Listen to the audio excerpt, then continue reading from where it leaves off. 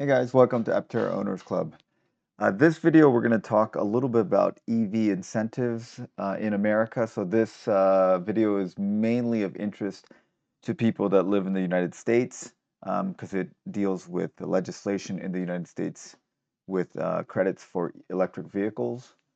And because this is a video about bills, there's going to be some political content. So if that is not your cup of tea, then you might want to skip this video. Um, so this is a article from Electrek by Micah Toll that is talking about HR 5376, otherwise known as the Build Back Better Act, which I think is a really awkward name for for a bill or a law. But anyways, this says that tax credits jump to $1,500 for e-bikes and $7,500 for electric motorcycles, which, if true, would be awesome for Aptera because Aptera is considered an electric motorcycle.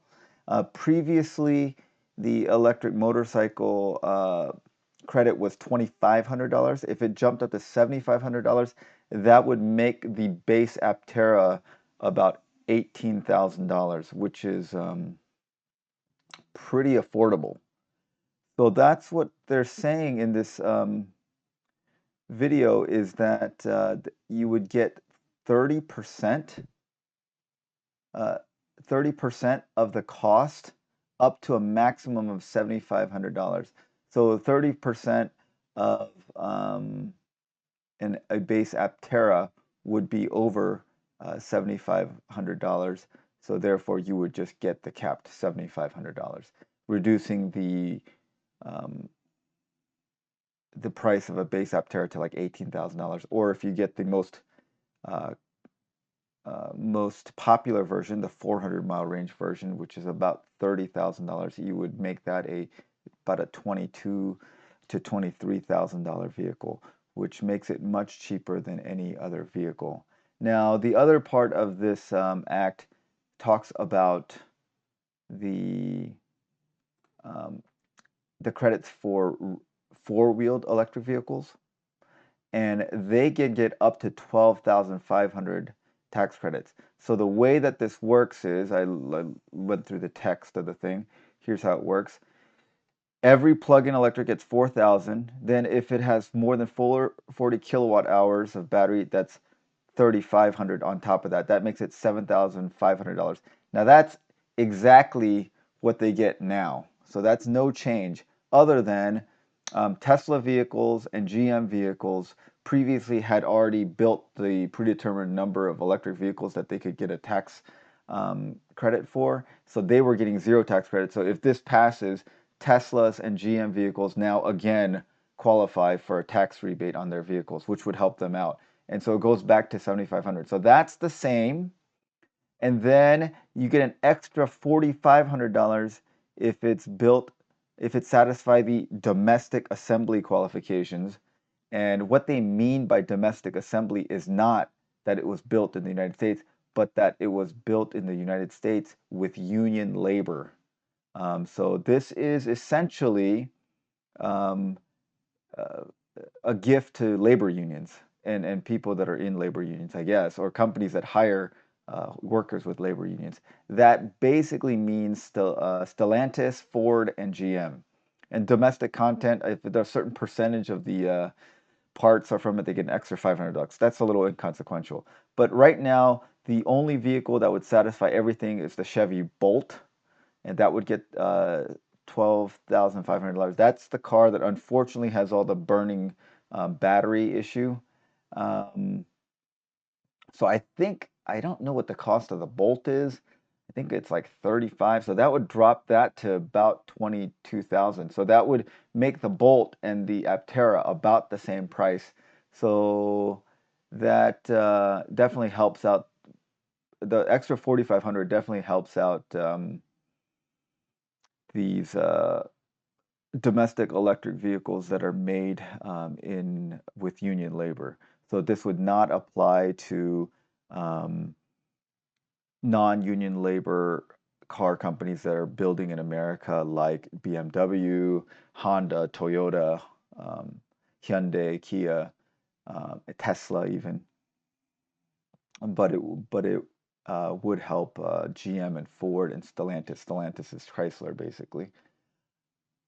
All right, so I was wondering where, if this was actually true. So I tried to search for other articles, and there are several other articles saying this, but all of them are referencing this article. So they're just referencing back to Electrek's article. So they're just rehashing this article. So this seems to be the article that all the other articles are basing their information on. And I don't know where Micah Toll is getting this information from, because when I read the official text at congress.gov and at this other website, GovTrack. I don't know if this is an official website, but it's formatted a little easier. And I looked back at both of these, and they say the same thing.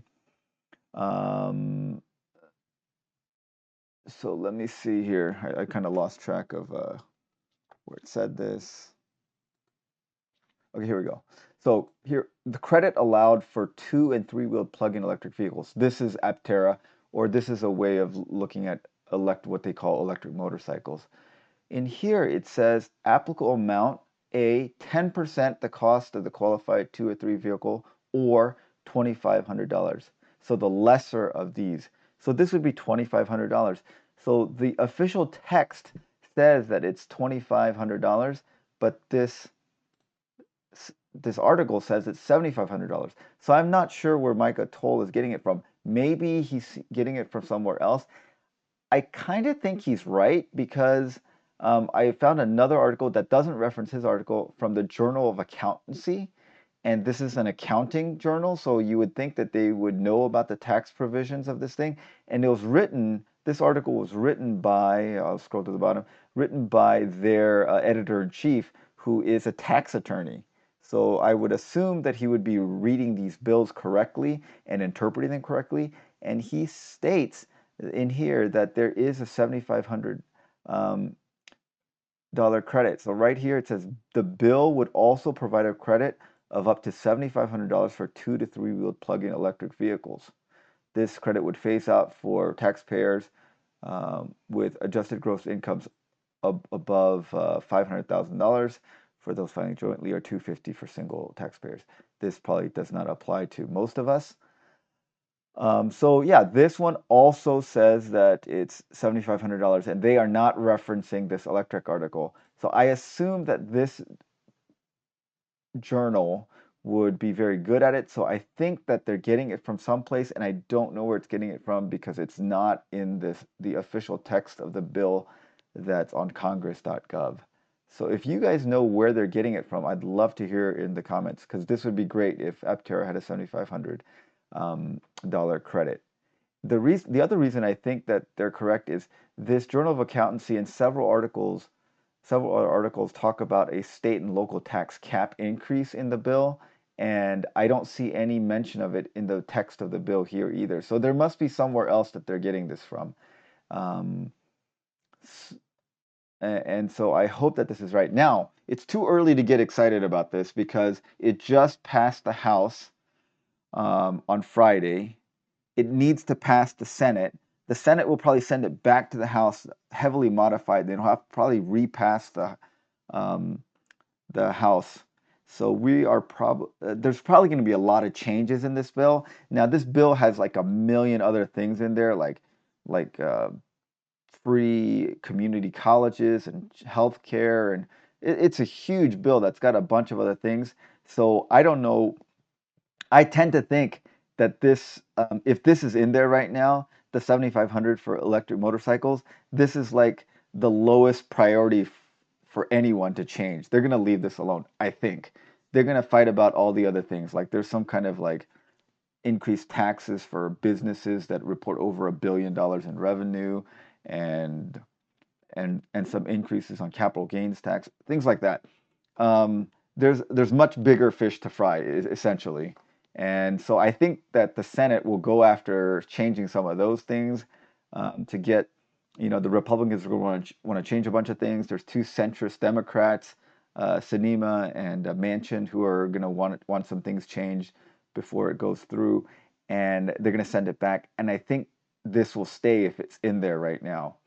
So anyways, this is preliminarily, I believe, Electrek's article because they're backed up by this Journal of Accountancy article, even though I can't find it in the official text, that there is a $7,500 credit for electric vehicles. I've kind of reached out to Mike Atoll and asked him where he's got it from. I don't know if he's going to respond to me. If he does, I'll let you guys know in the comments. Or if you guys know where he's getting this from, please put it in the comments. I'd love to know.